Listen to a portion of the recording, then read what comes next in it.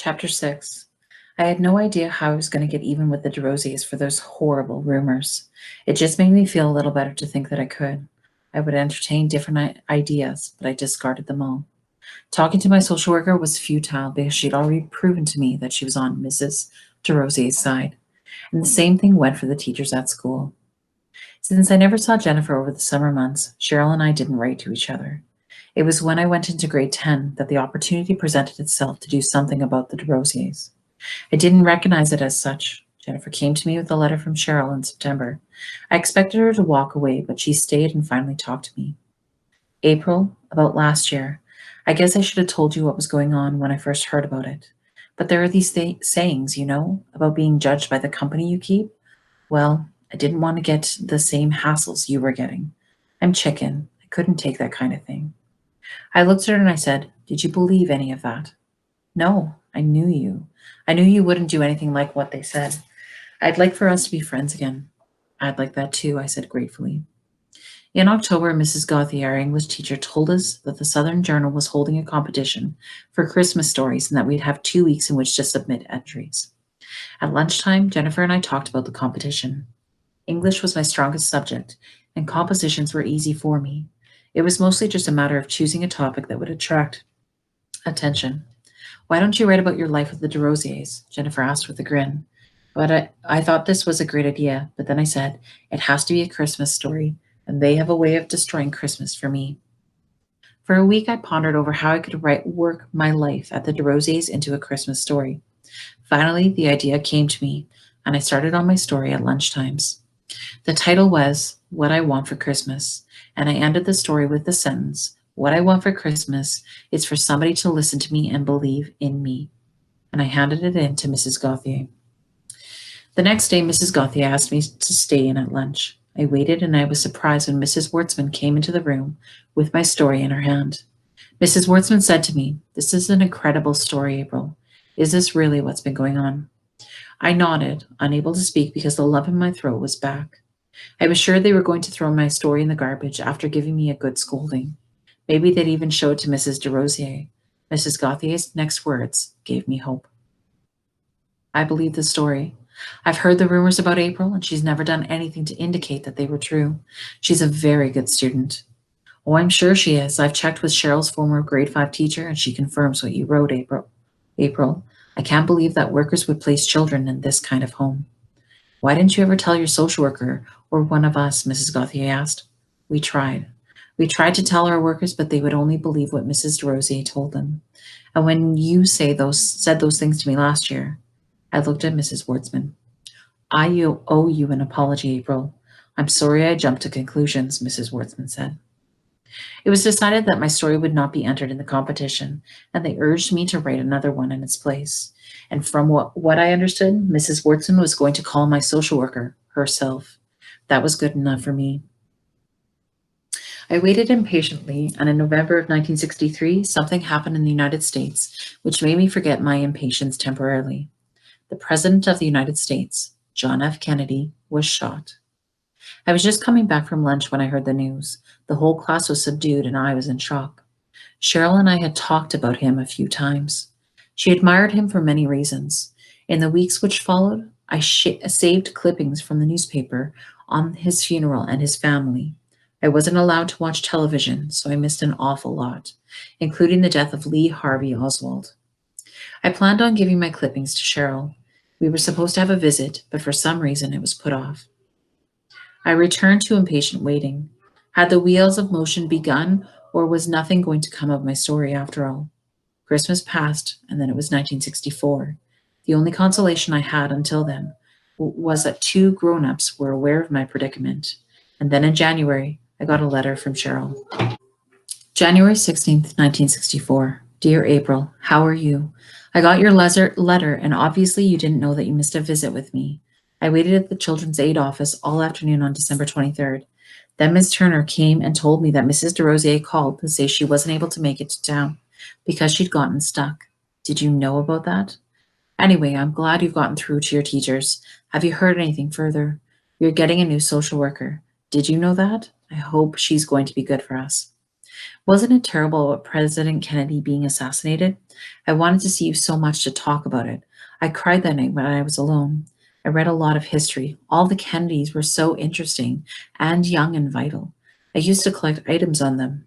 I'm pretty sure Robert Kennedy is gonna get will get in as president, though, and I hope he keeps the same speechwriters. Kennedy's speeches were really good. Anyway, I've enclosed my historical piece on Riel at the Red River insurrection. You ought to see this load of crap we have to take in history. I don't know if you took the same textbook. It's Canada, the new nation. It makes me mad the way they portray Native people. It makes me wish those white men had never come here, but then we would not have been born. At least the Indians would have been left in peace. Nothing those tribes ever did to each other matches what the whites have done to them. Whoa there, Cheryl. You probably don't agree with me, do you, April? But history should be an unbiased representation of the facts, and if they show one side, they ought to show the other side equally. Anyways, that's why I'm writing the Métis side of things. I don't know what I'm going to do with it, but it makes me feel good. Well, I hope you like my essay. I'll sign off for now. Let me know what happens. Sure has taken a long time. Love, Cheryl. When I finished reading her letter, I felt awful about the fact that I'd missed a visit and not even known about it. Did Mrs. Derosier do that because she knew about my own essay? All of a sudden, I felt scared. She did know. She had put a stop to everything. I was going to be stuck here until when? It wasn't fair, it just wasn't fair. To preoccupy my mind, I read Cheryl's essay on Riel and the Red River insurrection. But reading her essay didn't help. Knowing the other side, the Métis side, didn't make me feel any better.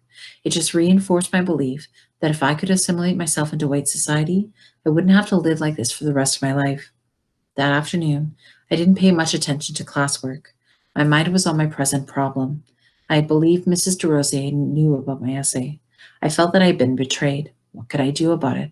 I could think of only one thing. Come summer, I'd take off. But then I had wanted to finish school so bad. I had wanted to be able to get a good job.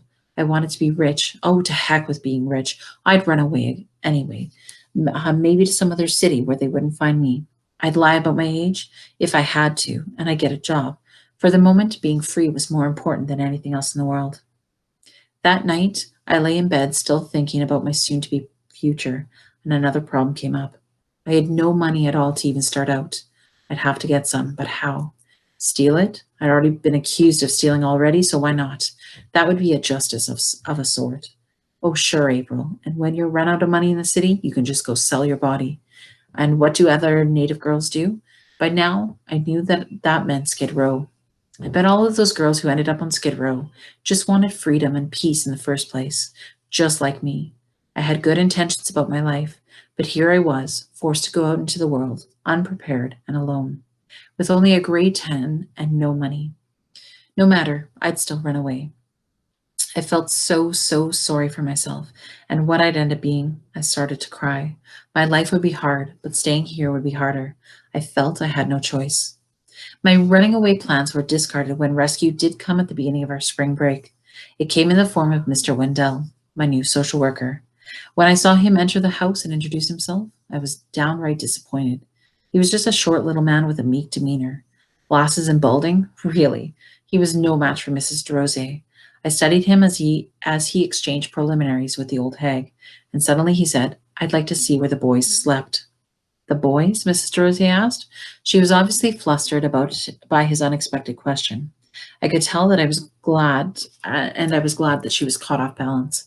But I thought that she was going to get more boys.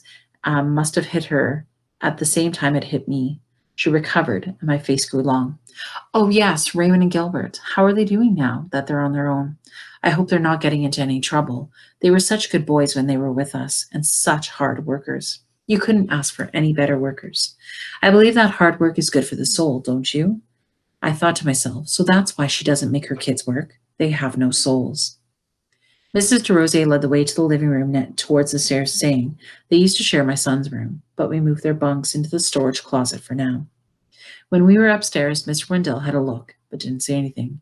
He asked where my room was. Mrs. Derosier took him down the hall to Maggie's room. I followed them everywhere, and when she could, Mrs. Derosier scowled at me as if she was trying to get me back downstairs. "I can only see one bed, Mrs. Derosier. I understand you have a daughter. Isn't this her room?" Mr. Wendell said. "The girls share it. The other bed was old, so I ordered a new one. It should have been here by now. She smiled at him. This was my chance to prove what a liar Mrs. DeRosier was. I said, my bedroom's really downstairs at the back. Mrs. DeRosier said quickly, well, the girls have been having trouble, so I moved April there, but only temporarily. She glared down at me when Mr. Wendell turned to start back down. I've been in that room since I first came here, and so was Cheryl.